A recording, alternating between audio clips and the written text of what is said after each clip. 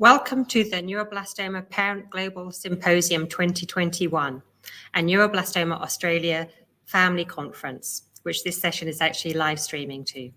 My name is Lucy Jones from Neuroblastoma Australia, and I'll be the moderator for this session. This session is called Current Research, Personalised Medicine and Zero Childhood Cancer Project.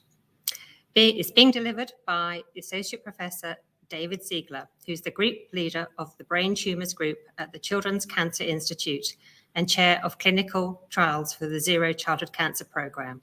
He's also a senior paediatric oncologist in the Kids Cancer Centre at Sydney Children's Hospital and runs the clinical trials programme. If you're watching from the Neuroblastoma Parent Global Symposium, I'd like to draw your attention to the panel on the right of your screen where you can submit your questions. There's the option to do this anonymously if you want to, and your questions will be addressed after Associate Professor Ziegler's presentation. Thank you very much. Over to you, David. Thank you very much, Lucy, and thank you very much for the invitation to present here today. And as mentioned, we'll be talking about a personalised medicine approach to high-risk neuroblastoma, and I'll be sharing some of our preliminary results from our Zero Childhood Cancer Program. I'll talk more generally about the program, and then we'll focus specifically on neuroblastoma as well. So I know there's people dialing in from around the world. I know it's very early in some parts of the world, so appreciate those who've dialed in to watch, and just thought I'd orientate you as to where we are, where I'm presenting from, which is here in Australia. I'm coming here from Sydney, which is just near the sharks and bit south of the mosquitoes, but this gives you the picture of the landscape that we're coming from. But to focus really this story, our precision medicine program really goes back to the way we treat and the outcomes for childhood cancer in general. And as I think most of the people here would appreciate, really the treatment for childhood cancer has really been a great success story where we've seen cure rates continually improve over years and decades. And while as good as that's been, and here you can see this paper from 2010 showing particularly for leukemia in yellow, where the death rate or the mortality rate has continued to drop year by year and decade by decade, that's probably one of the greatest success stories in modern medicine. But for all other cancers, including neuroblastoma, there's also been this continual improvement, but here you can see this sort of levelling out around the year 2000, where there seemed to be this slowdown in improvement in outcomes.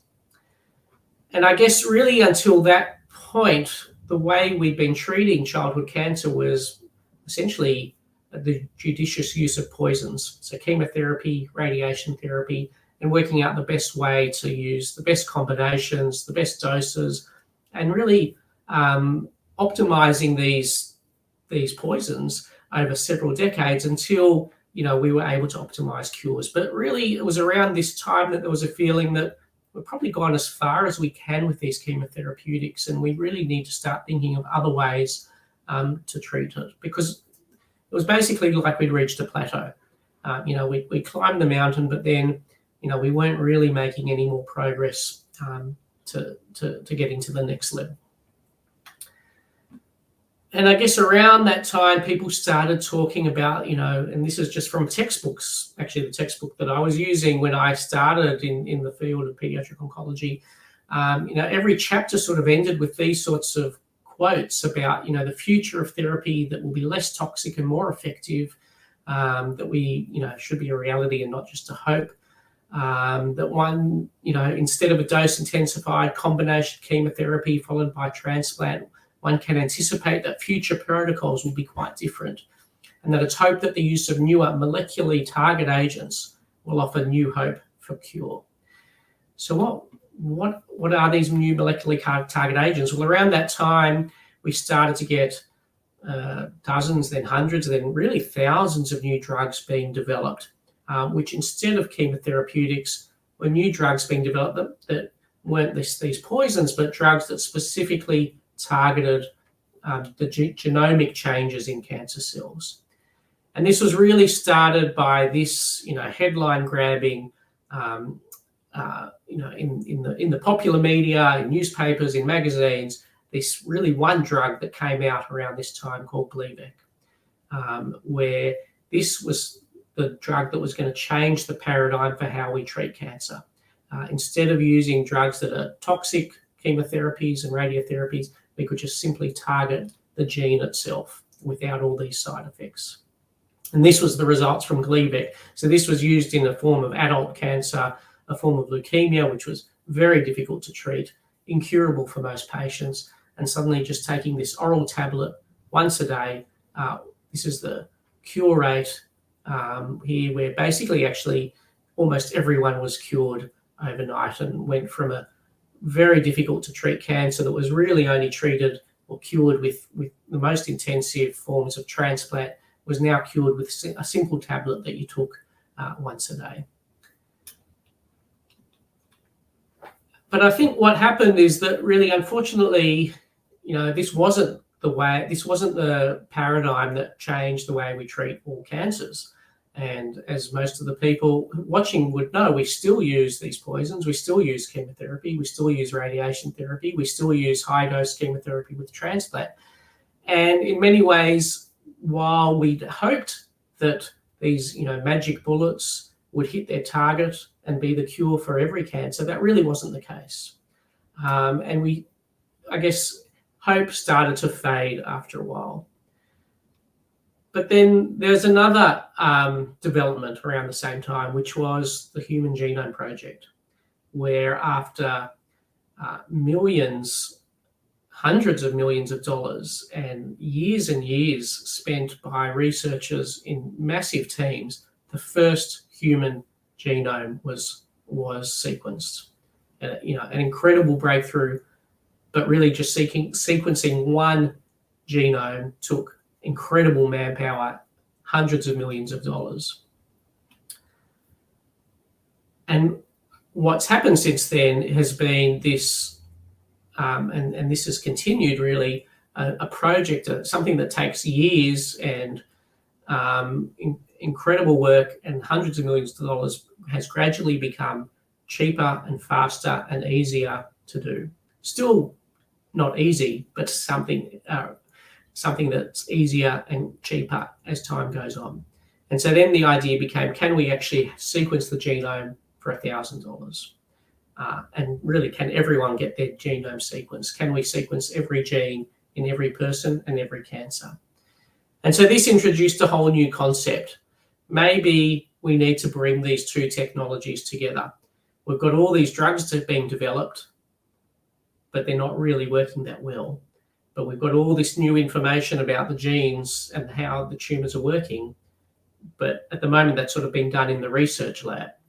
But can we actually bring these two things together? Can we do this sequencing, look at the genes of an individual patient's tumour, and for that individual patient, identify the target, match them with the right drug, and actually change their treatment?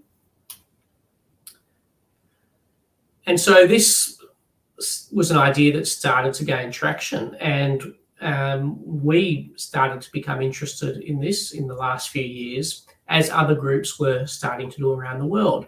And when we started our program, which we called the Zero Childhood Cancer Program, we looked at what other people were doing.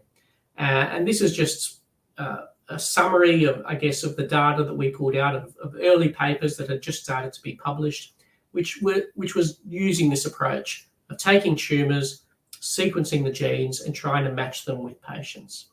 And basically, the techniques, I won't go into any detail, but lots of different techniques were being used. Some using what we'd call panels, where you just sequence specific genes. So we taking the 100 genes that we know are most relevant in children's cancer. Some doing what's called the whole exome. We're actually taking all the genes that are expressed in different cancers. So different approaches being used. And then in each case, different rates of what we call actionable findings. So for each cancer, different rates at which the scientists and doctors would find a genetic change that would lead to a potential treatment being recommended. And you can see basically in summary that this rate of finding an actionable target was somewhere between 30 and 50%. And of course, what is called an actionable target actually varies depending on who's making that decision.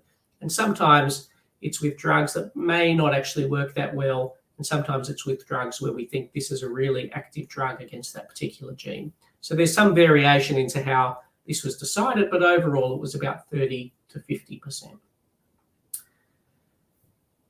The other thing we thought about when we started this program, I guess one of the problems that we started thinking about is the number of genetic changes in a child's cancer, which is actually really small compared to adult cancers.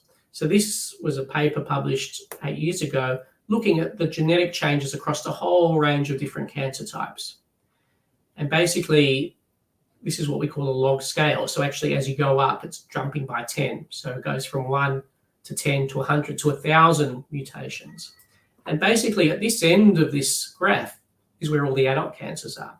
So adult cancers have many hundreds or thousands of mutations compared to childhood cancers, which all end up down this end of the scale, including neuroblastoma, which is right down this end, meaning that we were concerned that even if we do this testing looking for genetic changes, we may not actually find very much because there's so many fewer genetic changes in children's cancers versus adult cancers. So basically we decided let's do this as in-depth and deeply as possible. And so we decided we would focus on children with the highest risk cancers, the most aggressive cancers, those who had the lowest chance of survival or cure using standard therapies, and use the most powerful technologies that we had to try and find individualized treatments for each child. And so we did start with one of these gene panels where we just have a few hundred genes that we'd look at. At the same time, we did not just what I refer to as whole exome sequencing, but whole genome sequencing. So actually looking not just at genes that are expressed, but even the genes that aren't expressed, even those parts of the DNA that we don't actually know what it does. So really sequencing down to the very last piece of DNA. Doing other genetic tests like looking at whether genes are the levels at which they're expressed, so what we call RNA-seq. And then because we weren't sure whether we'd actually find genetic changes, or in order to try and increase the chance that we would actually come up with a potential therapy for each child, we thought we'd do what's called high-throughput drug screening. So actually try and grow the cells in the lab and then screen about 120 drugs to see if they were actually active against the individual child's tumour as it's growing in the lab. But then not only to try and grow them in the test tube, but actually then to try and grow the tumour in the mouse. So we'd actually create a model of each child's tumour in a mouse, which we could then treat with different drugs and see if they worked in the mouse and help us then make a recommendation for the child. And so basically all this information, then the plan would be that it gets synthesized, gets read by scientists and brought to this national meeting where we now have about 50 or 60 people who join this meeting every 1 to 2 weeks to analyze these results and come up with a treatment recommendation, or see if we can come up with a treatment recommendation that goes back to the treating clinician to decide, is this something that they would recommend or use for their patient? And then it's essentially up to that doctor to decide what to do and to discuss it with the patient and the parents, and to decide whether they would actually take up the treatment that was brought about through this process. One thing just to mention is, I've talked about these panels and whole genome. When we started this, we actually thought this whole genome, where we're actually going to look at every single bit of DNA. Just to put this into context, this creates the amount of information that this creates is equivalent to a book which has about 2.5 million pages in it. So much information that even with computer-assisted techniques to analyze it, we thought, this is going to be really for the research side, and we'll focus just on these gene panels, these few hundred genes that we can really do more rapidly. Well, we have actually now stopped doing these gene panels because with this incredible team that we have working with us, they're actually able to analyze that whole genome, that 2.5 million pages, and actually do that within a relatively short space of time and that gives us all the information that we need in addition to these other tests. But of course, when we started this, we didn't know, was this even possible? It was incredibly ambitious, just to do these testing, as we said, just a few years ago would take huge teams and hundreds of millions. Could we actually do this in real time for each patient in order to get this information back to them? So we started with a pilot study that we called Target, with the plan then to expand nationally, and I'll take you through what's happened. And I'll just start with the Target study, which is where we just did this locally at 2 hospitals. And I should say that actually when we started this, it took about a year actually to get the results for the first patient. So this was an incredible process really to get this platform up and running. But as we got the experience and the skills and the techniques, we got faster. And we reached the point we were now able to get results back to patients. And this is one of the first patients who we were able to give results back to. This was a 13-year-old girl with a very rare tumour called an infantile fibrous sarcoma, who was just 11 months old when she developed this lump in her chest, which made it difficult to breathe. But this lump expanded so rapidly that she was soon on life support. And basically chemotherapy was completely ineffective, and this tumour was growing so large that really she was in immediate danger, that even being on life support, on a ventilator, it was getting very difficult to actually keep her alive. So we've now, and we've looked by standard techniques in this tumour for something called a track fusion, which is something that's commonly seen in these types of tumours, even though it's a very rare tumour, and something for which there were new drugs available for, but it wasn't found. So as I said, she was enrolled on the Zero program in the Target trial. And actually, by this stage, we were able to now have everything in place that we could get these results back for her within about a week. And in this case, we found that she did actually have one of these, what we call a track fusion, this genetic change, but it was a completely new type of track fusion that hadn't been described before, which is why it wasn't picked up with standard tests. And as I said, why we were excited about this was just at this time, just a couple of years ago, these drugs had just been developed that actually specifically target this fusion, this track fusion. And this was the drug that we then raced to get access to, called larotrectinib, where actually she became one of the first children in Australia to receive this drug. So it certainly wasn't available. We had to contact the company, get it rushed in as soon as we could from overseas. So they were really helpful to get to work with us to get the drug in. And you can see this is the result. So this was the size of her tumour here. I'm not sure if you can see my mouse, but this was really taking up half of her lung, or her whole lung. This was her heart, actually, which is actually pushed. It should normally be on the left, as you'd know, but it was pushed right across to the right side. All her airways here are completely squashed. Within 4 weeks, this lump had started to shrink. Within 8 weeks, it was here, and within a year, it had almost completely gone. And in fact, she very quickly came off life support. Again, this was just a medicine that she was taking, once a day, a liquid, just like taking Panadol, nothing more than that. And this is her, and she continues to do extremely well. Basically, a normal, happy, healthy child who was literally brought from death's door by this. This was the dream that we talked about, taking a medicine, just once a day, and absolutely saving her life.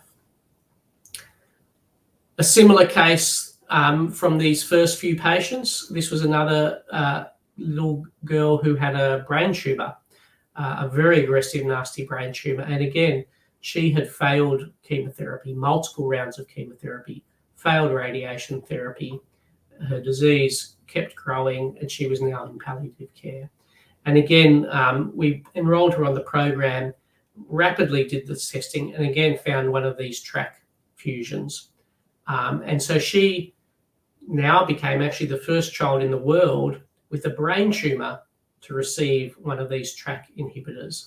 And we had no idea whether it would work. We'd seen that it works in other types of tumours, like the last girl I showed you, but had never been tested in this sort of brain tumour. So she was actually being sent home. She was barely awake at this point, unable to talk, unable to walk. She had these white areas in her brain, which were disease spreading everywhere.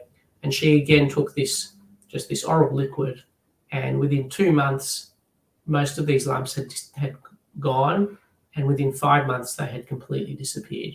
So she became the first child in the world to have this sort of response to a drug.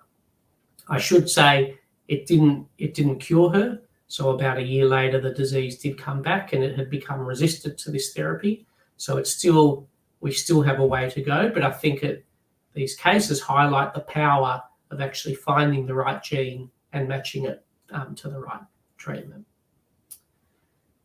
And then the other thing that I mentioned that we have started to do is this high-throughput drug screening, because in every case we don't find a genetic change, and the two I've shown you is really one of the best cases where we found something highly exciting, but in many cases we don't.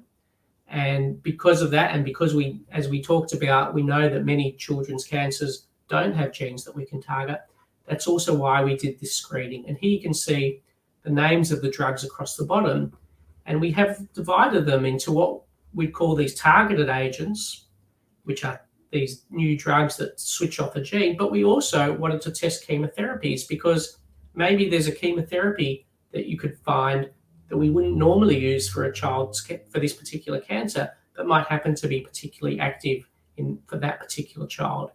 And basically all these colored dots, in each of these cases, that's exactly what happened. So the black dots here show you the sort of normal activity of these drugs against any cell that you treat in a test tube. But then these colored dots here, really the lower it is means the more effective this drug is. And so an example here, this was actually a patient with neuroblastoma, where you can see this drug venetoclax was highly, highly effective compared to all the other tumor types that were tested with this drug. And so this is what we call a hit. This is a tumor that's exquisitely sensitive to this drug called venetoclax. And actually for this particular patient, we were able to develop one of these mouse models where we could then test not only is this drug working in the test tube, but is it working in the mouse? And here you can see that's exactly what happened.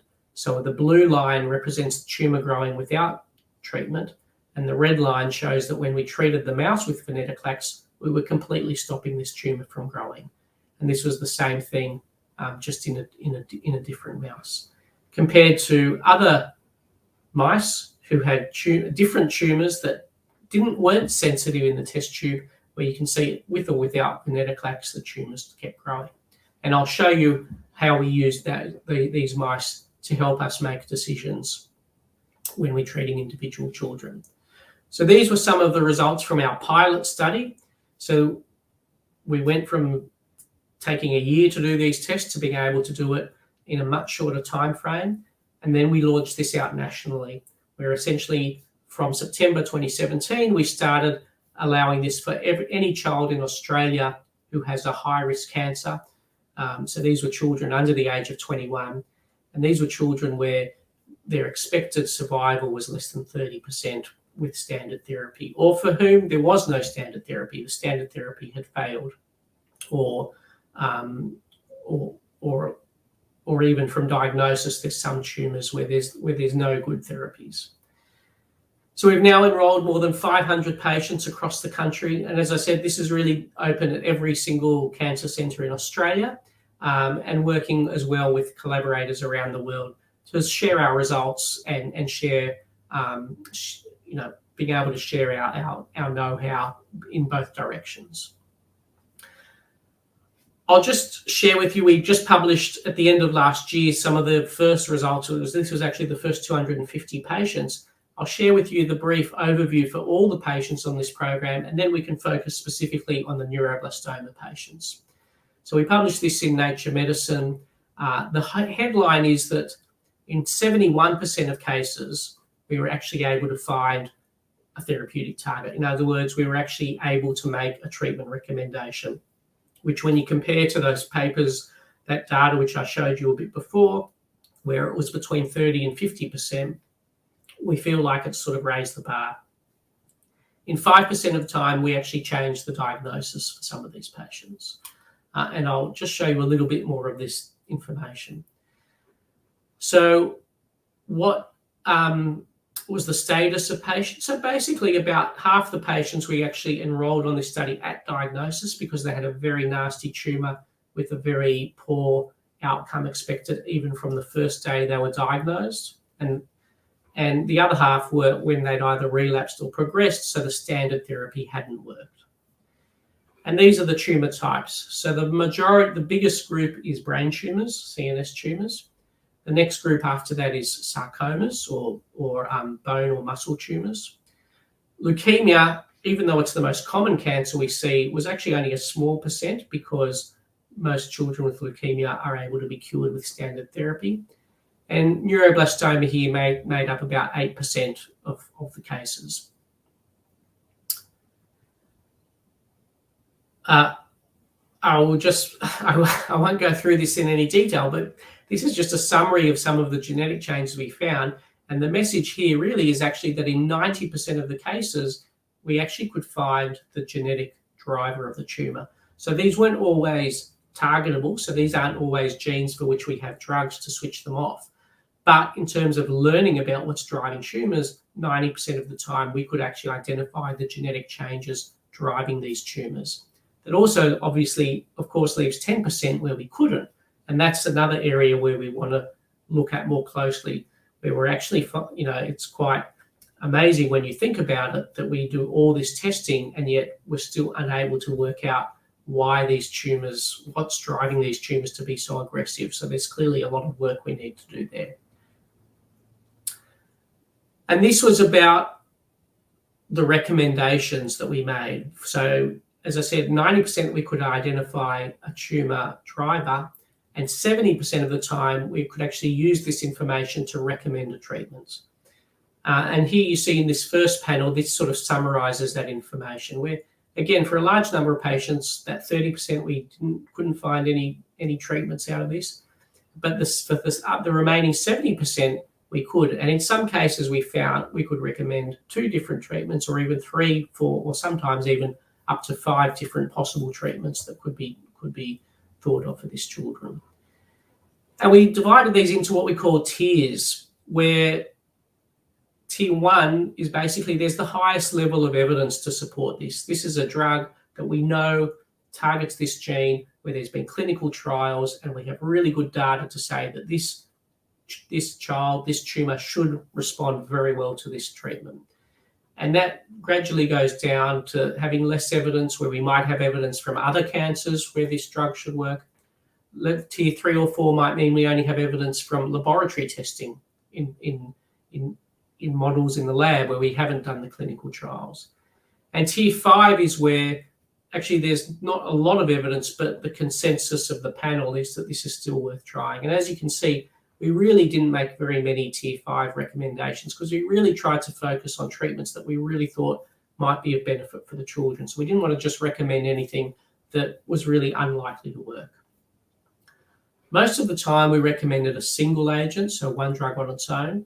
And that's usually because we simply don't have the data for many of these drugs to combine them. So we could only recommend a treatment if we knew that it was safe to give. So that was always the priority. But in some cases, there were different combinations that we could recommend.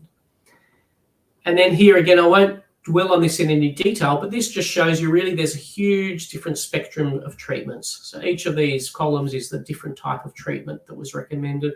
And you can see that really it's showing you how individualized this platform is, where yes, sometimes there's certain treatments that we recommend a lot, but then there's a whole lot that we might only recommend for 1 or 2 patients based on the individual tumour profile.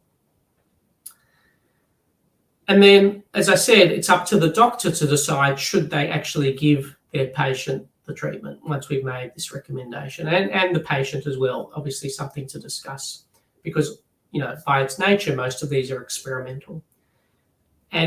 So we looked then at the first patients who did receive treatment. And I should say we really weren't expecting to see any dramatic effects. We were really hoping that could we just stop the tumour from growing for as long as possible. And really, when we looked at those first patients who received treatment, what we were surprised at was these are what we call waterfall plots. And each line here is basically the one tumour and how much it changed after this patient received the treatment. And as you can see here, these are the brain tumours in this graph labelled C, and these are the other tumours, what we call the solid tumours in this graph. And you can see for the vast majority of patients, they had shrinkage of their tumour. And in some cases, complete disappearance of their tumour. Not in the majority, but certainly the majority of patients had some shrinkage of their tumour, which was really incredibly exciting and more than we were hoping to see. And then this graph shows you what happened to each individual patient in terms of how long they were able to continue on the treatment for. And so this is exciting because it's not just that a patient was responding and having their tumour shrink for a short time, but for many patients, here you can see this line is 50 weeks, they were continuing on treatments for a long time, and it was working not just for a few weeks, but for months or even years. Here's the 3 neuroblastoma patients in this first group of patients who received treatment. And as you can see, well, I can tell you that these patients all had a response to their treatment. And 2 of them, this triangle means that they were actually continuing treatment at the time when we looked at the data. So let's focus now on those neuroblastoma patients. We now have more than 3, and this has not been published anywhere. So this is really hot off the press, where we've looked at the patients who we have analysed to date, up until yesterday. And so up until then, we've now enrolled 41 patients with neuroblastoma on this program. We don't enroll high-risk neuroblastoma patients when they're first diagnosed, but it's only if they have relapsed or become refractory to treatment, so they haven't responded to treatment. And you can see that for those 41 patients, in 65% or 27, we've been able to make a treatment recommendation. So similar to what we see for other tumours. And out of those 27, we actually had 51 different treatment options. So for several patients, there was more than one treatment option. These are the tiers. So for the vast majority, they're fairly high levels of evidence behind it. So either tier 1 or tier 2 or tier 3, but very few with the lower levels of evidence. So quite good either clinical data or laboratory data to support trying these different drugs. And I won't go through all of the recommendations, but these out of those 27 patients, the most common drug we recommended was one called an ALK inhibitor, and I'll show you some more information about that. And then the other 2 were drugs called MEK inhibitors and PARP inhibitors, targeting different genetic pathways. And so now we've had a look now to see, well, how many have to date received that treatment? And not everyone has received a treatment that's been recommended, and sometimes that's because they're actually on another treatment that they might be doing well, they may not need it, they may have decided to pursue another treatment or a trial, or in some cases they actually may not be able to access that treatment, and that's something I'll talk about as well. So that's the majority, and that may change over time as patients may decide to take up these treatment options later on. For those who have accessed treatment, the majority have taken up these ALK inhibitors, which we'll talk about, and then there's been a small number taking up these other individualised treatments based on what we've seen in their tumour. And so for these patients who've taken up these treatments, how have they done? And as you can see here, well, as I'll explain to you, most of them have actually done really well. So this yellow one represents progressive disease. So this is really the only patient for which there was no benefit. There were 2 patients here you can see in grey, meaning their disease was stable. So it didn't shrink, but it didn't grow. So the treatment was holding it steady. But for the rest, they either had what we call a partial response, so at least a 50% shrinkage, or actually a complete response where their tumour completely responded. And these are the patients in this column who received the ALK inhibitor, which, as we said, is the most common treatment that's been taken up, but this was really the other patients who received other treatments where also they had responses. And so just to give you an example of one of these patients, so this was a 13-year-old girl, a child who had a poor response to chemotherapy and also had MIBG therapy, but then had progressive disease. And when we did the analysis, we found this change in the ALK gene, so a mutation that we know can occur in neuroblastoma. And in this case, we actually were able to develop a mouse model. So we were actually able to treat the mice with different drugs and see how they responded. And here you can see in black, this is what happened to the mouse without any treatment, where basically, the line shows the tumor growing, when the point at which the tumor has grown to a certain size. Treating with chemotherapy led to an improvement, so stopping the tumor from growing for a long time. And then we were even, because we knew, well, there's an ALK mutation, we could compare two different ALK inhibitors. And here you can see in purple or in blue that one was clearly better than the other. So this is an example where this mouse model actually allows you to say, well, not only we've got a potential treatment, but let's use this model to decide which is the best treatment for this patient. And so this patient actually went on that ALK inhibitor, lorlatinib. These yellow arrows show these lumps in the chest and in the soft tissue of where the tumor was growing before they went on this treatment. And then after just 19 days, so just over 2 weeks of treatment, you can see that these spots have almost completely gone. So really an incredible and very rapid response to that treatment. We've just got a few minutes left, so I just wanted to briefly mention some of the other things that come out of doing this precision medicine testing, and one is the germline. So we've been talking about the mutations, the changes that we look at in the tumor, in the cancer, but in order to do that, in order to do those tests, we have to look at the germline, so the genes in the rest of the body, the genes that we're born with. And so we do that with a blood test. And what we found is really quite unexpected, that in 16% of cases, we were actually found a genetic change that child was born with in their normal tissue that is known to be associated with the risk of developing cancer. And so this is something we really have not previously thought to be the case in children's cancer. We haven't thought of it as a genetically inherited disease, but we're now finding through this testing that certainly not the majority, it's still a minority, but more patients than we had expected, we're finding these genetic changes that may help understand why they have developed this cancer in the first place. When we look at the patients with neuroblastoma, we see a similar finding that out of those 41 patients, in 12%, we've actually found a genetic change in the rest of their cells. So not in the cancer cells, but in the other cells in their body. And in fact, there was one patient who had three genetic changes that are associated with the predisposition to cancer. And so of these 5 patients, only one of them was known about prior to doing this study. So it wasn't previously suspected, they weren't previously tested, but this allowed us to make this finding. And then these patients have been referred and their families to genetic counsellors to try and understand about what the implications are and whether the rest of the family needs to be tested. And then finally, just to mention the other work that we're doing through this program is actually trying to understand what this means for parents and families, and how we can use the experience of parents and patients to improve what we're doing. And so this is the PRISM impact study, where we're basically doing surveys and talking to parents and talking to doctors as well, and interviewing them along this process at the time when they're enrolled, at the time they get the results, at the time their children may or may not receive the treatment.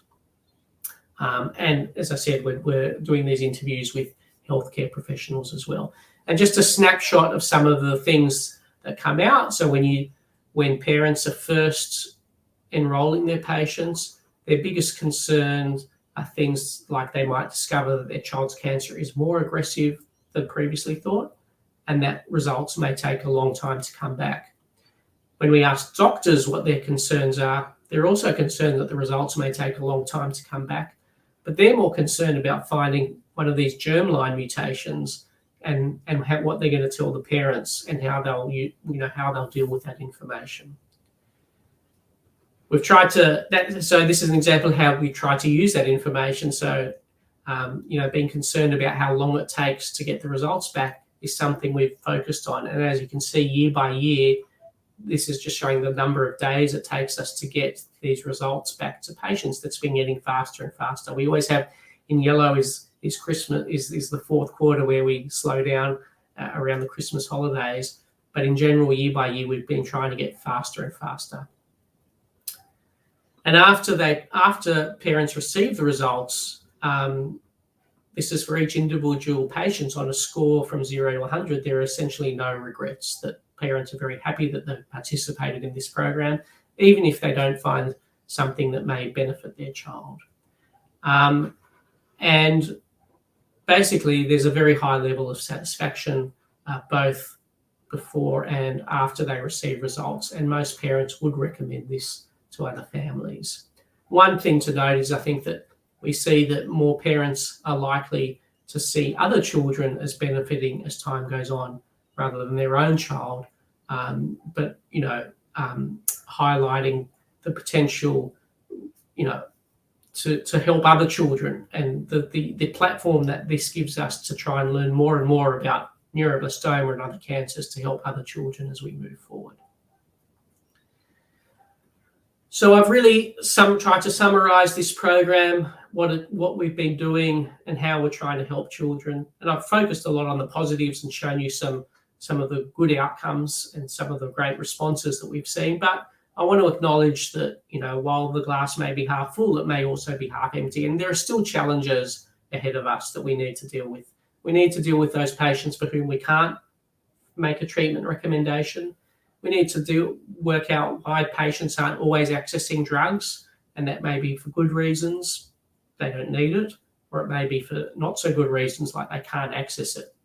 And we need to help those patients who are accessing the drugs but aren't having a good response. Even when they're responding, like one of the patients I talked about, we need to work out how to make those responses better and make it last longer and improve cure rates overall. One of the things we've done is employ a drug access navigator, so someone who can actually work and liaise with drug companies and help clinicians and their families work out how to get these, because many of the times these are very new drugs. They're not just things you can pick up at a pharmacy. So you need to have connections with the pharmaceutical industry to try and get access to these agents. And we need to also, I think, change the way we think about these drugs. We've been sort of talking about this paradigm where we've got a tumor with a broken switch, or with a circuit here with a gene, and if we can just switch this off, then we can stop the tumor from growing. In reality, many tumors and most tumors are more like this. It's a scramble, it's a mess. And for many of these tumors, just switching off one of these wires is not going to be the answer. And really, we need combination therapies. And what we're now doing is building in actually what we call basket trials. So not just saying, here's the results, go and see if you can get this drug and see if it helps, but actually building in trials where we'll say, okay, if we found this result, now let's stream this patient to a trial of both the drug, not just on its own, but also in new combinations that may help it work better. And that's something we're working to open in the next couple of years, well, working right now, and hopefully within the next few months we'll open. The other thing we're doing is we want to treat patients earlier. And we actually now have funding to do this testing, not just on the highest risk, most aggressive cancers, but actually to do this testing on every child with cancer at the time of their initial diagnosis. And we may use that information very differently, because many children won't need experimental therapies, but we're planning to really use this information as early as possible to help every child where we can. So in conclusion, I think hopefully I've shown you this dream we've had for the last 20 years of finding the right drug for the right patient is now coming to fruition through this precision medicine approach. We can identify many of these targets. We're seeing better responses than we hoped. We are finding more information about what makes these tumours grow, both in the germline and in the tumour itself. And really, it's pleasing to see that patients and parents are supportive of what we're doing and want this to continue. And there's many challenges which we just talked about that we still need to address that we are currently working on. So this is a huge team that's doing this. So a big thank you to everyone locally, nationally, internationally, and of course, especially to all the patients and their families who have helped participate and drive this program. And of course, to the large number of funding bodies. It's an incredibly big and expensive program, but that's really, without this support, it wouldn't have been possible. And I think we should have time for questions.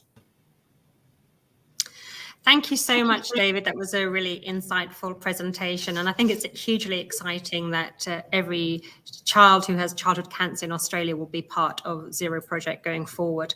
And we really look forward to seeing significant results from that and, I guess, increase in knowledge about this disease.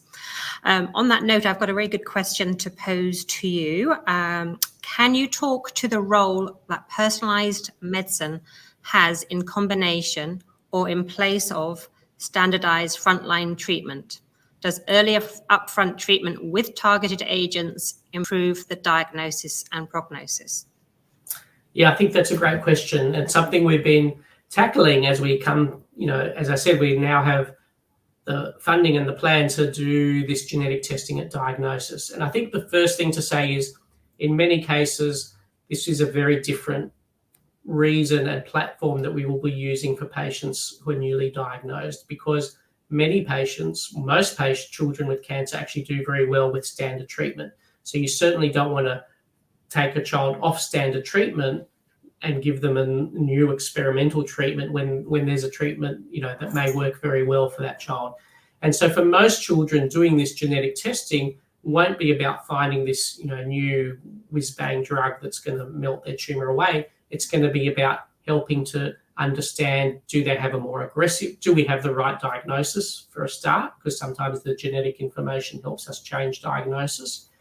Does it change their prognosis? So do we find a gene that we may not be able to target with the drug, but just like we know MYC amplification is a marker of an aggressive neuroblastoma, can we find other genetic tumours that might tell us, okay, we'll still use chemotherapy, but we need to use more intense chemotherapy because this is a more aggressive tumour than we had thought about.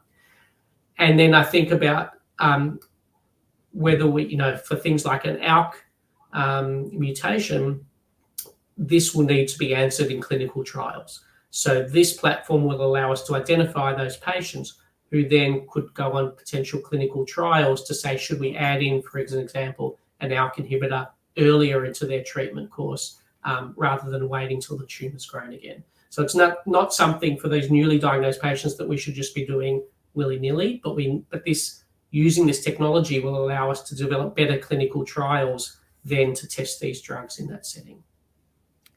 Again, do you see it sort of conversely potentially reducing some of the treatments potentially, so reducing toxicity for some children? Absolutely. So yes, when I talk about finding the prognostic markers, it's not just about finding the tumour that's going to do badly and we want to give them more intensive treatment, but it's also about finding the tumour, actually, this might do really well. And if we can genetically understand the tumour and what's driving it, then we may be able to omit radiation therapy or omit a really toxic treatment as well. So I think it's going to change the whole way we think about these tumours, where really for decades we've just been looking at them under the microscope and what they look like and classifying them that way. This will change the whole way we classify and think about them by looking at the genes that are driving these tumours. Yeah, well, that would be a real positive. I've got a slightly more specific question here. Do you recommend ALK inhibitors for maintainable after first remission? lorlatinib, if I said that correctly, if resistance to all inhibitors occurs, is there a combination treatment? So there's a lot in that question, and I probably won't go into too much detail, but I guess just to say, I think, so in general, I think maintenance therapy is a really interesting question, and that's something that comes up a lot, when we might find a target, and a lot will depend on the individual. So I don't think it's a standard yet, and I think that needs to be addressed in trials, which are coming. But for the patient, we have, and this gets really discussed on an individual basis in our National Tumour Board, where we might have a patient who has a very aggressive tumour that's relapsed, but is actually doing okay at the moment because they've responded to their second-line treatment. And that might be a setting where if we found something highly targetable, like an ALK mutation, we would then recommend to try maintenance therapy with an ALK inhibitor to try and stop it. But I think it's very individualised at the moment, so I don't have a generic answer to that question. Okay, thank you. So I was interested, you said there were some children on the Zero project who didn't have any response at all. Were there any sort of common factors that you found within those cases, as it were? So that's a really good question. I think that's another important thing, is that we need to learn not just about what works, but what doesn't work. And I think, the really important thing is it's not just through this program, it's not just about, doing the testing and then, see you later. It's actually about following those children to see what happens after they get the drugs. And there's some cases where a couple of years ago, we were sort of routinely recommending a particular drug, and now there's been a number of those patients who received it, and we can see, well, actually, that's not something we should be recommending anymore. We really haven't worked. We need to move on. So I think in some cases it becomes pretty clear that certain drugs are just not working as we had hoped. In other cases, it's a bit less clear. So I think that's something we are planning to look at in more detail as well. But I think the critical thing is we need to learn. We don't just want patients being treated individually, sort of randomly. We need to learn from each patient, and do that internationally as well, so that we continue to improve. Yeah, absolutely. Well, I think that brings us to the end of this session. Thank you so much, Associate Professor David Ziegler. You gave us a huge amount of interesting information, and I'm going to remember the 2.5 million pages of data that you get each time you do genome profiling. And it does just show you just how much information there is there, and how much you've got to work out, and then work out possible drugs which might help. And it's fascinating, but it's also hugely exciting and promising. So thank you very much for sharing that and your fantastic work in this area. Up next at 7 a.m. in GMT time and 6 p.m. in Australian Eastern Daily Time, we have the next session, which is Current Research Directions, Polyamine Inhibition Project, CBL0137, BCT100, and new discoveries. So lots of really exciting new research updates from actually Professor Norris from the Children's Cancer Institute. So do come back in a few minutes. Thanks very much.